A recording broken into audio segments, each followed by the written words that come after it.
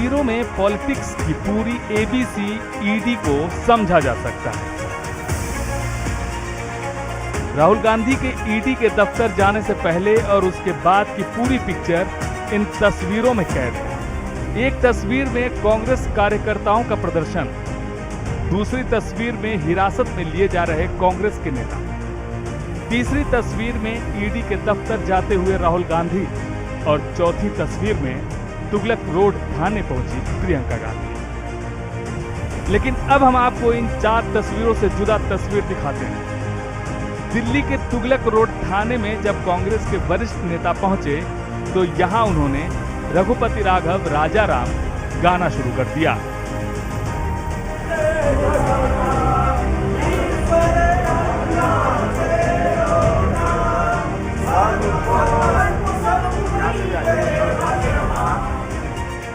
आपको बता दें कि तुगलक रोड थाने में कांग्रेस के जिन नेताओं को हिरासत में रखा गया उनमें हरीश रावत, केसी वेणुगोपाल, अधीर रंजन चौधरी, शक्ति सिंह गोहिल और अनिल कुमार चौधरी शामिल थे।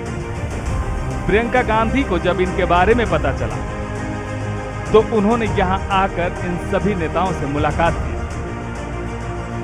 कांग्रेस नेताओं ने राहुल गांधी से ईडी की पूछताछ को लेकर केंद्र सरकार पर निशाना साधा।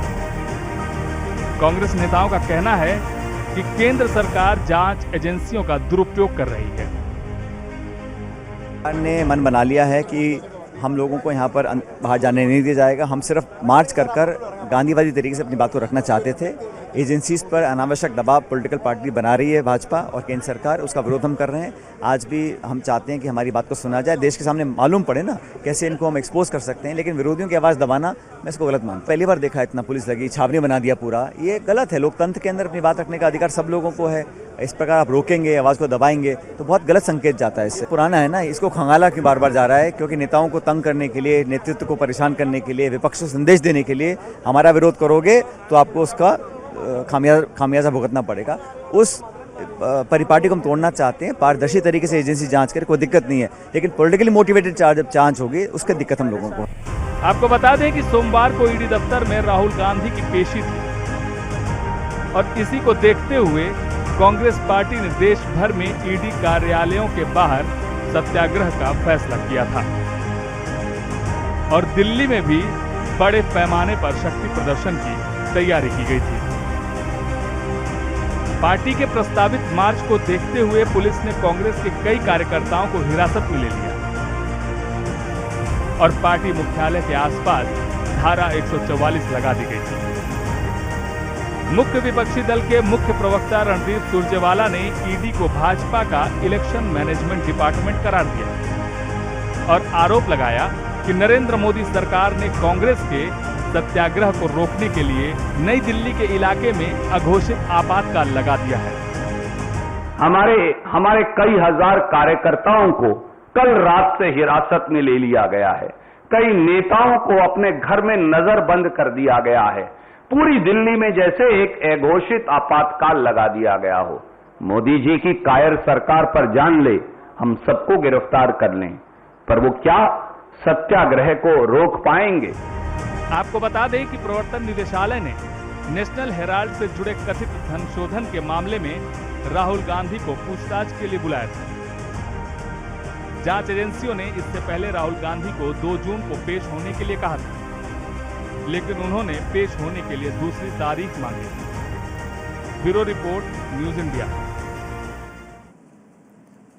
तो राहुल गांधी से ईडी की पूछताछ हो और सियासत ना हो, भला ये कैसे हो सकता है? कभी देश की मुख्यधारा की राजनीति का पर्याय कहे जाने वाले, गांधी परिवार से ताल्लुक रखने वाले राहुल गांधी की ईडी के सामने पेशी क्या हुई? दिल्ली समेत देश भर में हाई वोल्टेज ड्रामा शुरू हो गया। कार्यकर्ताओं को तो छोड़िए, कांग्रेस के दिग्गज नेता तक सड़क पर उतर आए और सरकार को घेरा। तो वहीं बीजेपी नेताओं ने कांग्रेस पर ईडी पर दबाव बनाने और जांच से दूर भागने का आरोप लगाया।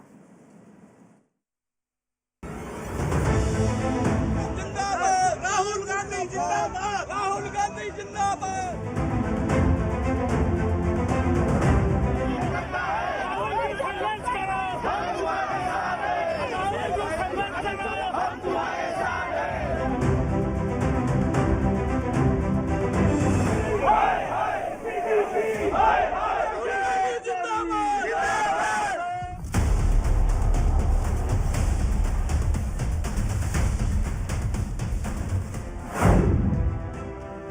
से पूछताछ, कांग्रेस का सरकार पर वार।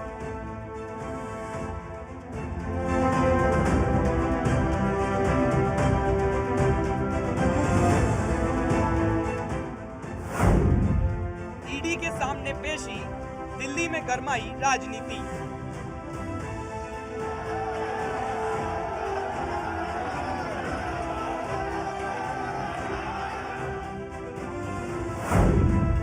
कांग्रेस का वार, बीजेपी का पलटवार। इन्वेस्टिगेटिव एजेंसी के ऊपर दबाव डालना। वास्तविक रूप में देखा जाए तो जो हज कांग्रेस पार्टी कर रही है वो जश्न भ्रष्टाचार है। जिस प्रकार से ईडी का दुरुपयोग हो रहा है सोनिया जी राहुल जी के खिलाफ में, राहुल गांधी की पेशी का मामला हो और राजनीतिक माहौल न गरमाए, ऐसा कैसे हो सकता है? कांग्रेस के पूर्व अध्यक्ष की पेशी से पहले ही कांग्रेस के दिग्गज नेताओं का जमावड़ा देश की राजधानी दिल्ली में लग गया। कांग्रेस शासित राज्यों के मुख्यमंत्री, पूर्व मुख्यमंत्री, तमाम पदाधिकारी, महासचिव, नेता और कार्यकर्ता दिल्ली में कांग्रेस दफ्तर से लेकर ईडी दफ्तर तक जमा हो गए।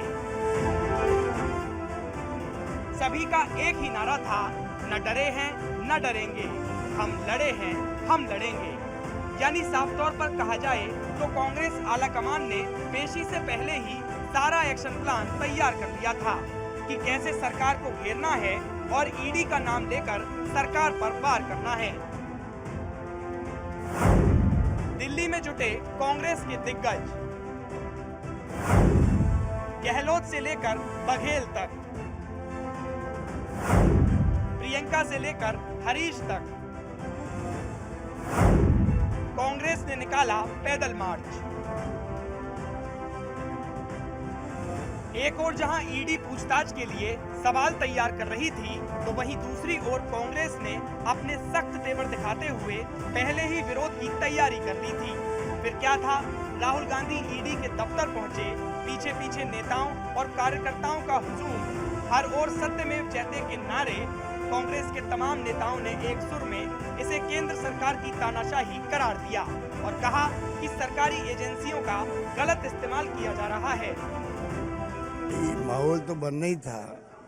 जिस प्रकार से ईडी का दुरुपयोग हो रहा है सोनिया जी राहुल जी के खिलाफ में, पूरे मुल्क के लोग दुखी हैं। पूरे मुल्क में ईडी पहुंच रही है, सीबीआई पहुंच रही है, ईडी पहुंच रही है, इनकम टैक्स पहुंच रहा है। कब तक छापेमारी होगी? ये प्रदर्शन राहुल गांधी जी के, वो तो एक सिंबल ही है जिनके खिलाफ में अन्याय हो रहा है। सोनिया जी को नोटिस दिया गया, परंतु इसके माध्यम से जितने लोग आए हैं, पूरे देशवासियों की जो भावना है उसको रिप्रेजेंट कर रहे हैं। वहीं सत्ताधारी भारतीय जनता पार्टी ने पलटवार करते हुए सवाल किया कि आखिर कांग्रेस डरी हुई क्यों है? आखिर राहुल गांधी से पूछताछ से कांग्रेस क्यों भाग रही है? एक इन्वेस्टिगेटिंग एजेंसी पर दबाव डालने के लिए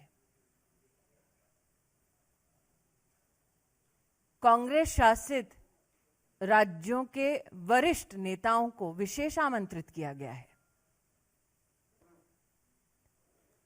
इन्वेस्टिगेटिव एजेंसी के ऊपर दबाव डालना खुलेआम। कांग्रेस की इस रणनीति को आप क्या नाम देंगे? पिछले कुछ समय से ईडी की भूमिका और एक्शन को लेकर लगातार सवाल उठ रहे हैं। खुद कांग्रेस नेता राहुल गांधी भी इसे लेकर सरकार के प्रति काफी मुखर रहे हैं। ऐसे में जब उन्हीं की ईडी के सामने पेशी हो गई है, तो कांग्रेस का ये रवैया दिखना लाजमी था। लेकिन इस दौरान राजधानी में कांग्रेस कार्यकर्ताओं और पुलिस के बीच जो कुछ देखने को मिला, वो कतई भी ठीक नहीं था। क्योंकि जांच पर अगर भरोसा है, तो आरोप प्रत्यारोप सिर्फ राजनीति चमकाने की स्टंटबाजी नजर आते हैं। Bureau report, news India.